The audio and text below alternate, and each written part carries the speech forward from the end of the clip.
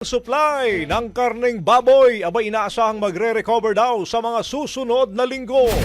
Brigada Sheila Matibag, ibrigada mo!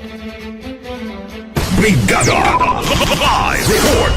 Binigyang diin ni Department of Agriculture o DA Secretary Francisco Chu Laurel Jr. na bumagsak ang consumption sa karneng baboy.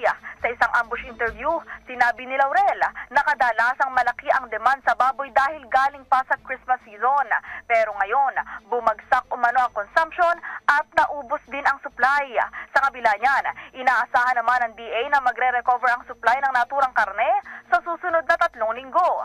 Pagtitiyak din itong hindi magkakaroon ng supply shortage, pero patuloy silang nakabantay sa epekto ng African Swine Fever o ASF sa industriya. Ayon sa kalihim, tinatayang 14 million hanggang 15 million heads ang population ng swine, pero ngayon ay nasa 7 million heads na lang ito.